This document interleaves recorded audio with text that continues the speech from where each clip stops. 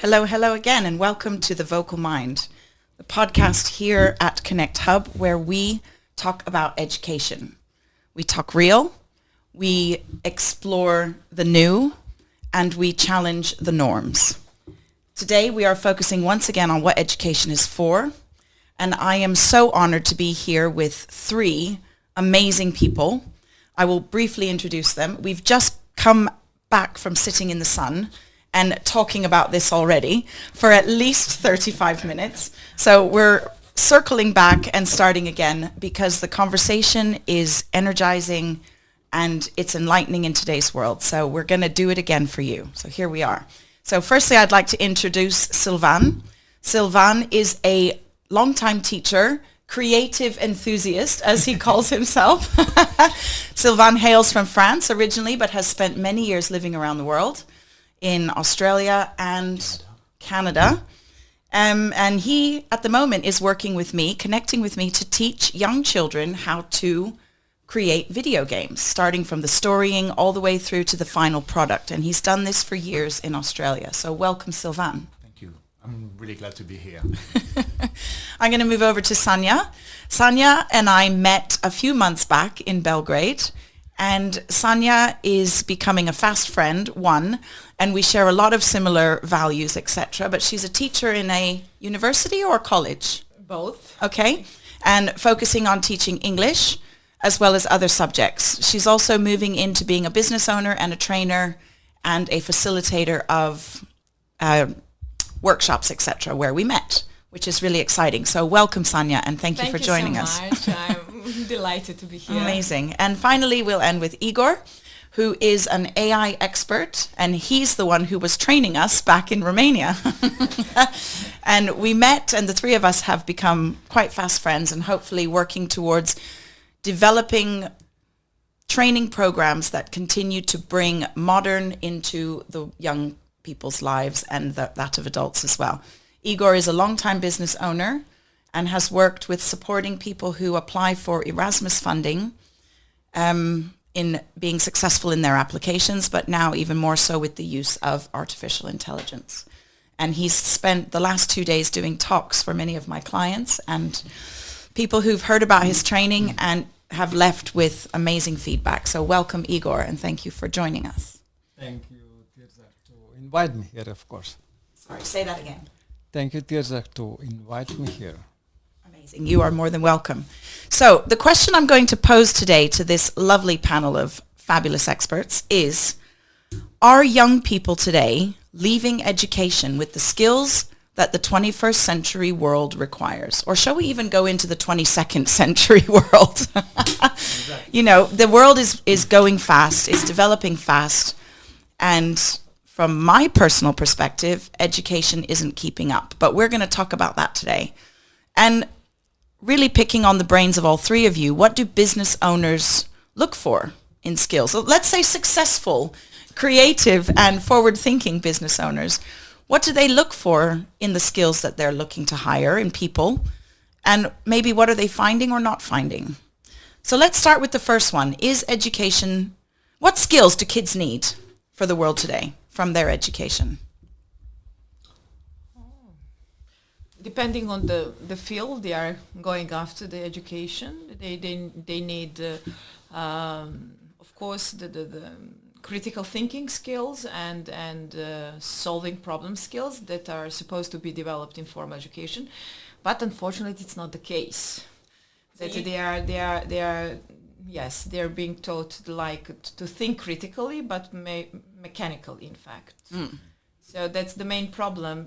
When you want to find a job later, you have to how can I say acquire a lot of different courses from informal education to Interesting. be apt to satisfy employers' needs, starting from soft skills and many other things. I've been working in tourism and hospitality, so there is a huge gap in vocational education between what the formal education is offering and what the employer in hotel management and restaurants and I had a comment from a young gentleman who said, had I just learned Excel in school, in university, I would have gotten the manager position in my company rather than the one below. So even just that simple fact alone begs people to think about education. So then when we were talking in the sun, you had an interesting story of your journey. I love to start with a story because it sparks. I would love to have our listeners hear your story. Tell you because about my failure in college, of my failure at school, but my failure of actually taking that repeat year to actually learn all the stuff that school was not teaching me.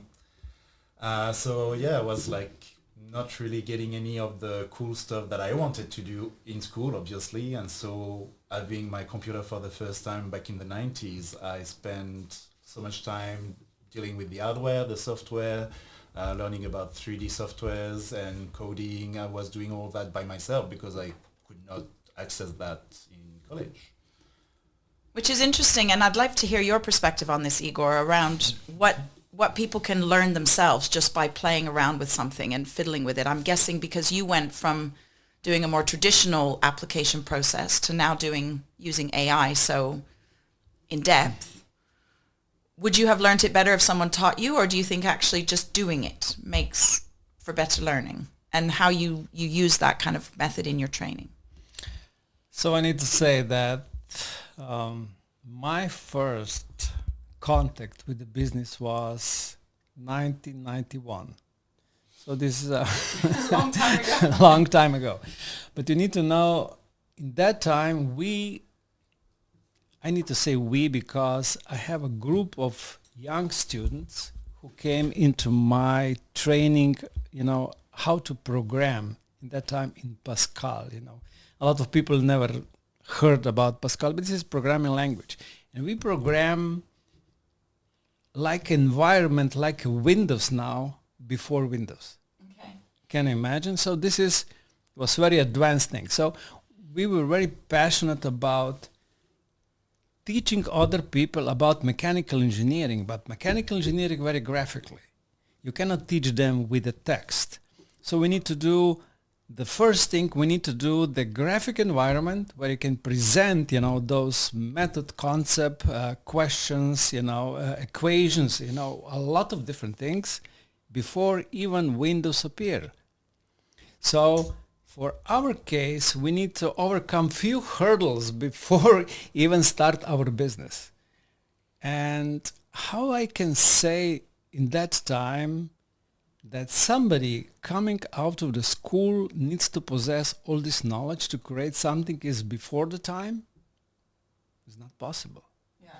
So what then, after I had a company for now 33 plus years, is someone who will come to me doesn't need to have degree, need to possess knowledge. But this knowledge should be from their own experiencing. This is the first thing. And the second, ability to learn. The ability to learn is huge. And the skills that make someone able to learn are long. The list is long, wouldn't you say? Yes. Absolutely. As I said, I cannot expect that somebody will come to my company, which is, let's say, advanced over other, to already have knowledge to work in my company. So means that we will need to educate them into organization. But without be prepared to learn, without ability to learn, it's not possible. So I believe the school needs to teach people how to learn. And this is the most important thing for me. Which is what you would have benefited from so much, Sylvain, if someone had offered you the platform to learn as you were interested in and wanting to learn, because those skills around research, figuring it out, like resilience, reverse engineering, it's all, and in a playful way, I think it's the best way to actually go through the different stages of understanding a system in a bigger context and all that. So learning to learn is something that everyone need to be conscious of, and the learning doesn't stop at school. That's right. You get out of school and you need to keep learning because innovation, new tools are coming out, so learning to use them in the best way possible is what someone needs to be able to be conscious of, to even just sell themselves to a company for them to be hired. Which is so sad, Sanja, isn't it, that we know good and well that this is not happening in the school. Children are taught to achieve rather than necessarily to learn. They're taught to pass tests, achieve somebody's goal for them, and often, isn't that true? Yeah, I totally agree that there's some assessments that just have to be fulfilled by the teachers, and the teachers are not so changing themselves.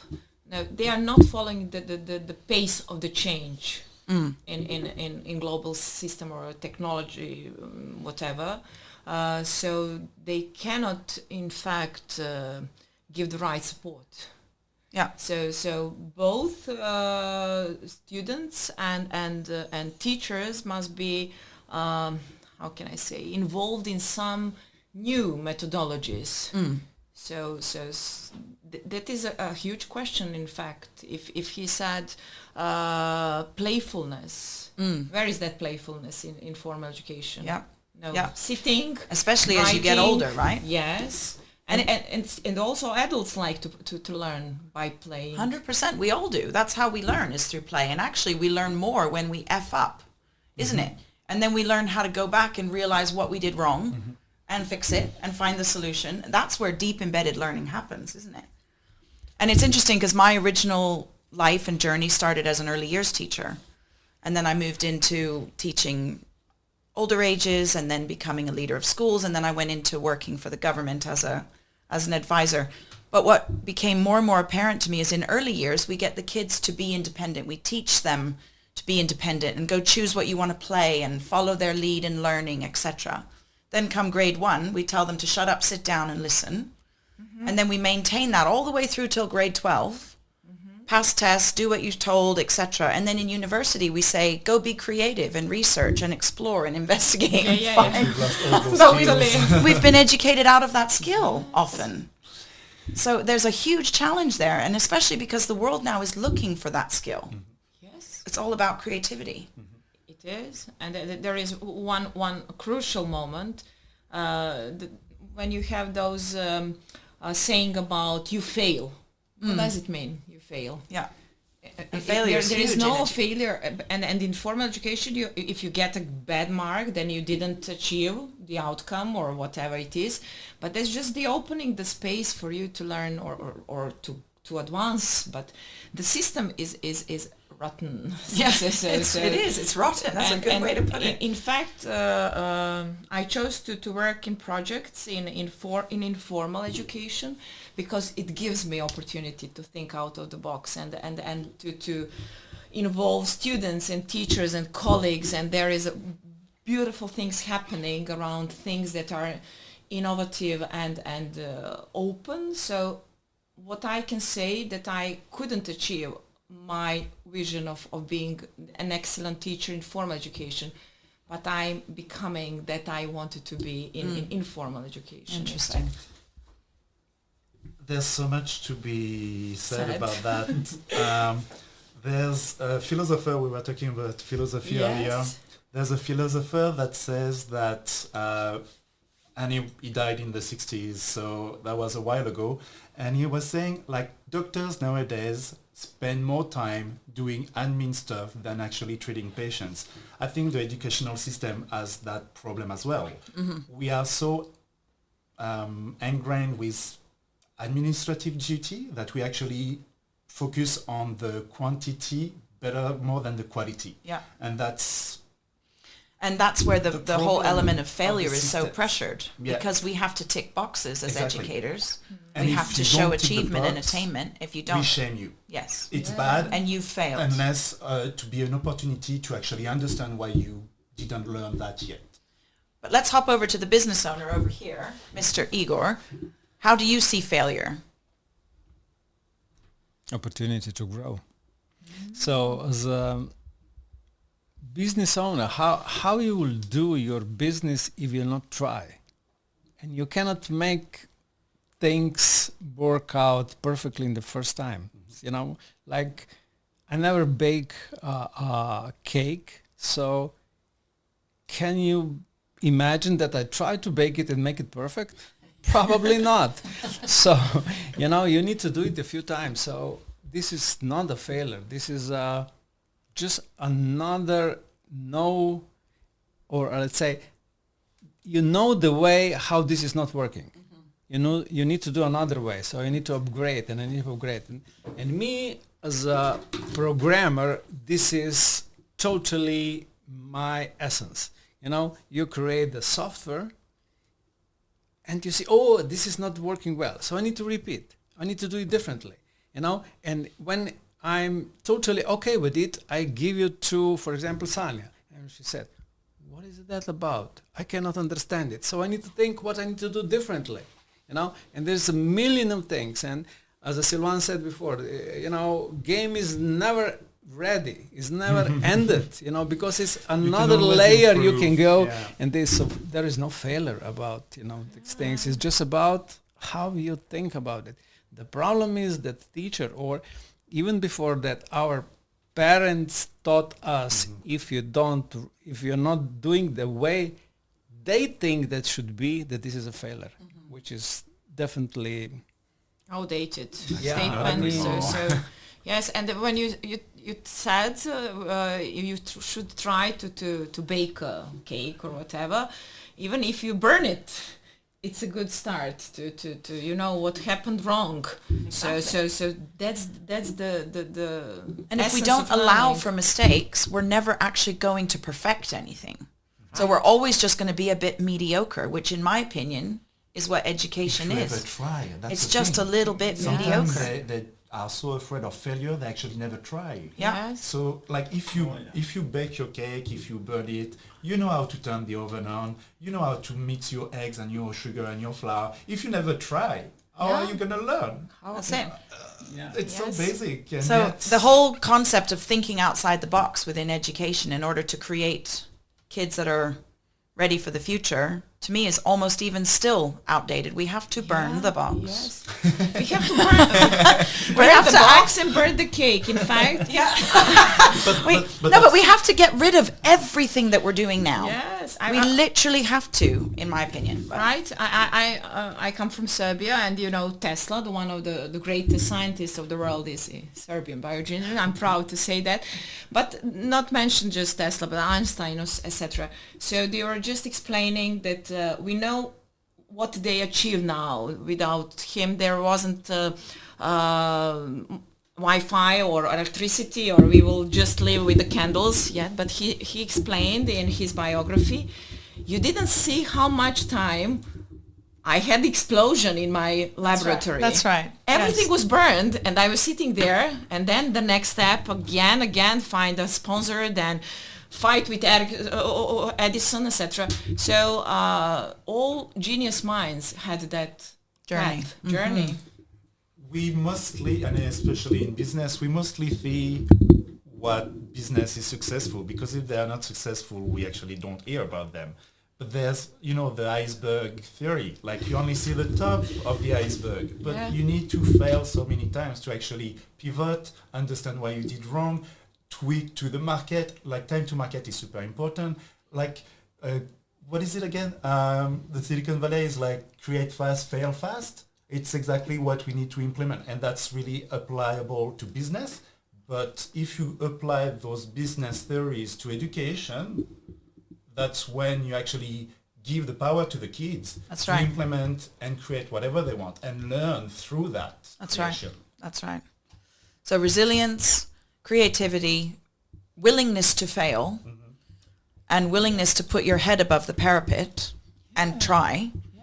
Even if you think that there's a possibility you're going to have a bird poo on your head, you've got to be willing to do it in any case. Exactly. Right? And it's the fool's journey. You have to make that leap of faith, and at some point, as you stumble, you're gonna start running, and that's how you go. If you don't do the first step, you're never gonna go to the step 100. It's 1, 2, 3, and you need.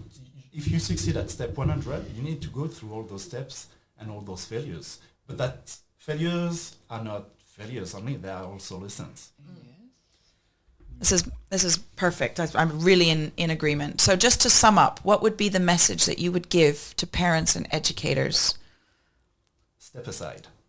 Ooh, love it. Step aside. Let the mind grow. Let the brain. Let's respect the brains of the young person and see what they can come That's up the with. thing. Like we actually kind of take for granted that because they're young, they actually don't. They know much better than anyone else what they want to do and what they want to learn.